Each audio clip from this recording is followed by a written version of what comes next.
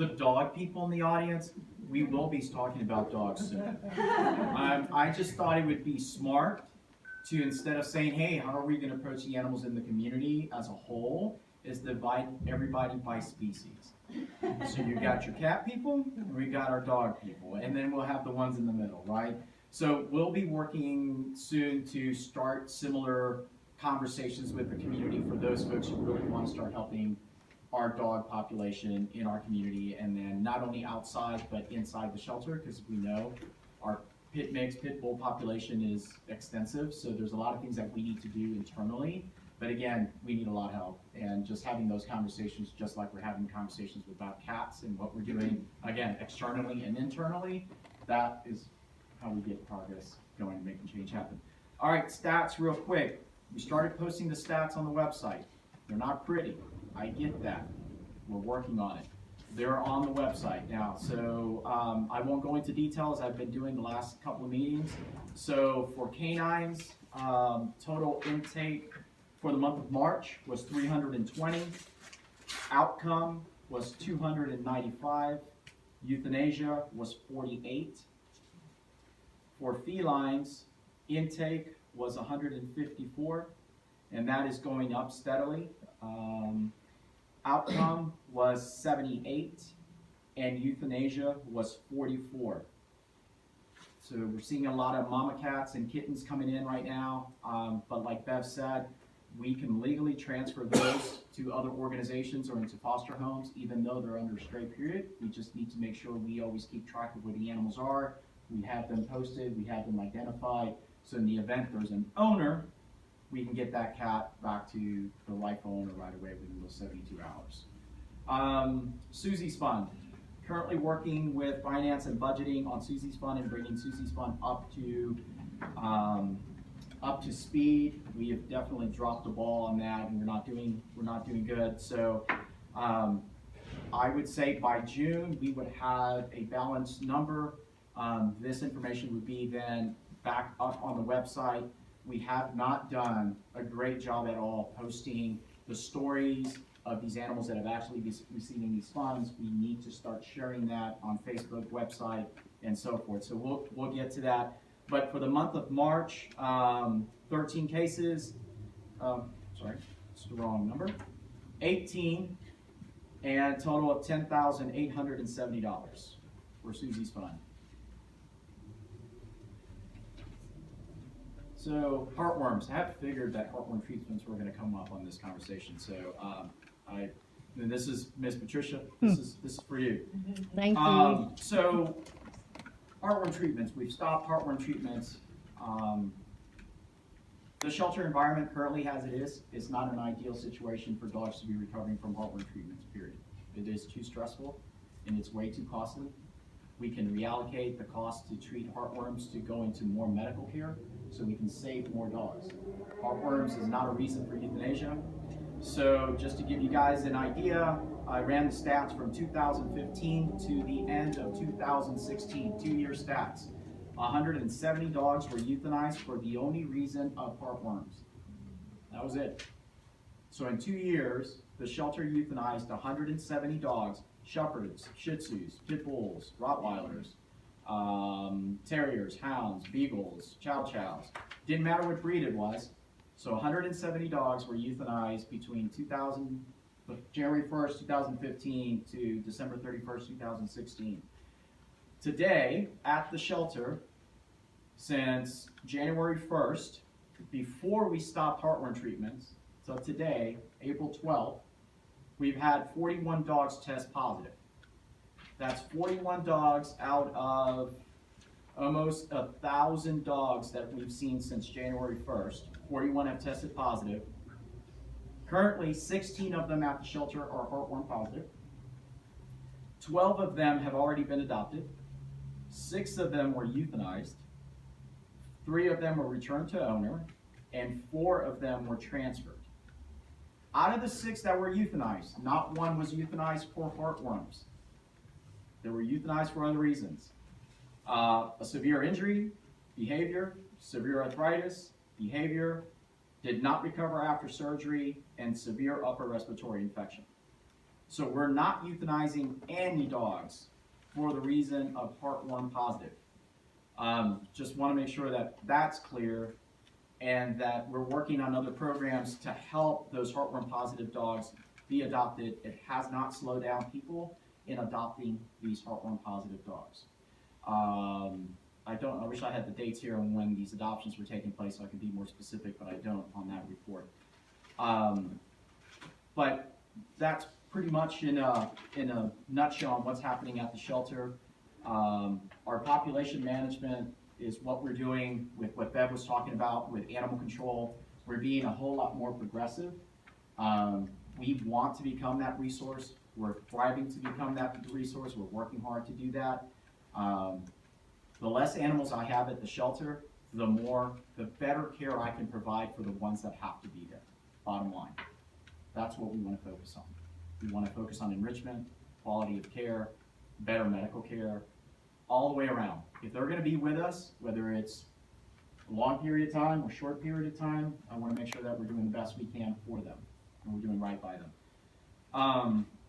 So one of the things that we need to discuss is our 72-hour hold or the owner surrender without proof. There's a lot of animals that are being surrendered by owners, and we're not collecting, or the individual's not giving us identification or proof that they are the owner. We have to hold that animal for 72 hours because they would classify themselves as a stray. It's my understanding that the Department of Agriculture is also changing the verbiage that has to be on the owner surrender form, stating that individual waives their right for the 72-hour holding period, and that it also, the individual understands that that animal might be euthanized. So it's very clear in black and white writing at the time that the individual is signing. So I think this is something, maybe we bring it up at the June meeting about what it is that we want to say, make sure that it's in writing. How do we address the no proof? So, because if we can address the no proof, that means that's one less animal that I have to hold for 72 hours. And we can really put that animal on a plan, get them transferred, get them adopted, put them in a foster home, whatever it may be. So we need to work on that. Well, what action does that require from this group? Is this something the commissioners would have to deal with, or is it something that you can report out on and then make an informed decision on yourself? I think it's more of a conversation. I don't think it's something big that we need to go vote on. I've asked the Department of Agriculture to provide me with a list of like the top 10 things that other organizations are using to provide proof at the time of relinquishment, and it could be anywhere from a sworn and witness statement from a person claiming ownership, provided that the person produces a valid government issue ID. That's enough proof to say that that animal does not need to be held for 72 hours.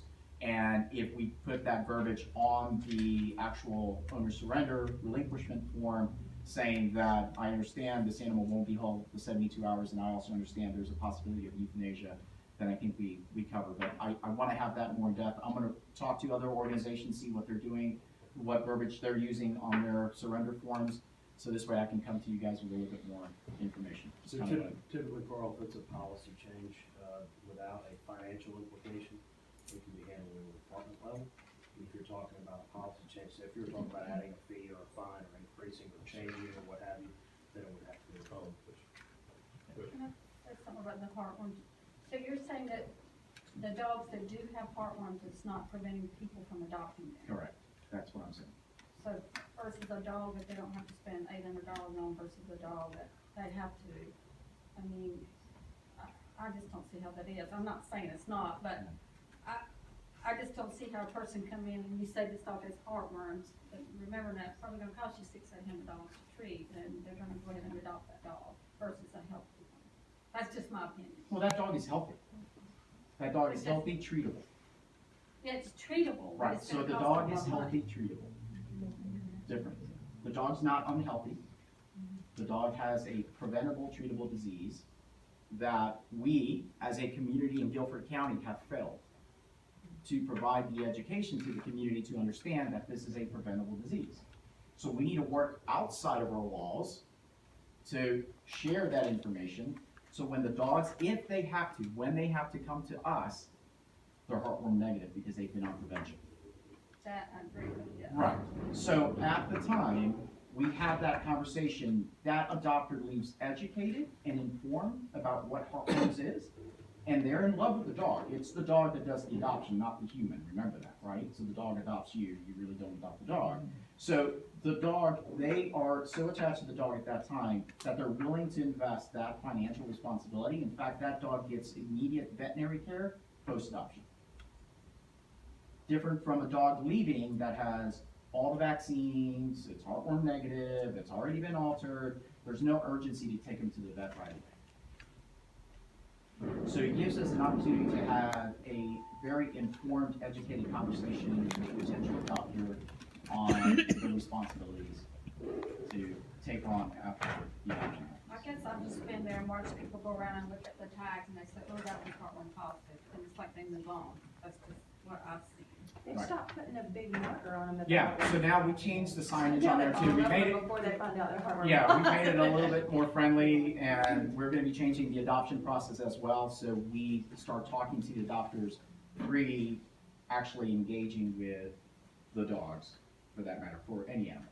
So that whole process will change too. So we'll start sharing the information before they all of a sudden it's like sticker shock or the dog's heartworm positive. Now, will y'all at least be giving them like a heart guard?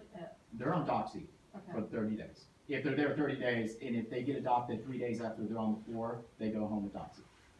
Yes. John, it may not be, I think, it may not be all that different then, like there are cats that have FIV and feline leukemia now, and they did not used to be adopted out, like under the UAC, but they are now. And they do take longer usually to get adopted, but the people who adopt them know a lot about the conditions and are willing to take it on. So those adopters may be fewer and farther between, but they do get adopted and they go to people who know what they're getting into, at least in the cats. So they understand. It's not for everyone. Not for everyone, yeah. But there are more heartworm positive dogs than there are FIV positive cats, generally, you know. And so I see where Donna's coming from. You fall in love with two, you know, you go to Target and you see the vase you want for $10 and the vase that's really similar for $500, the $10 one. You know, so you fall in love with This two is- dogs, but this they're isn't not a marketing vase. the cages so much This isn't a anymore. pair of shoes. But I mean, This- even like if I'm gonna this- pull a dog, I'm a rescue. If I'm gonna pull a dog, this one has heartworms, this one doesn't. I know what it's gonna cost me to treat this dog for heartworms. I'm probably gonna pull the one that doesn't. Yeah, and then the other thing too, so I'll share this with you, and that's your business model. So I'm currently working on establishing relationships and building a fund in order to help subsidize that, right? This is the conversation where our dog-loving community needs to come and take a play, because when we're talking about information about community cats and deterrence and everything, that's education. So it's heartworm preventative. So we can't always be attacking the shelter. Like, those dogs will not be euthanized for heartworms. And there are organizations out there that will, I mean, we've already transferred 4 heartworm positive dogs, that will take the heartworm positive dogs. Well, I'll take So- one too, but I can't every time, you know. No, and we're not expecting you to. No, we're not expecting you to either. But there's things that we're gonna have to do for the greater good to help more. And that's just the direction that we have to go in. That I feel, and majority of the team and medical feel that this is the direction that will make sense for the other dogs.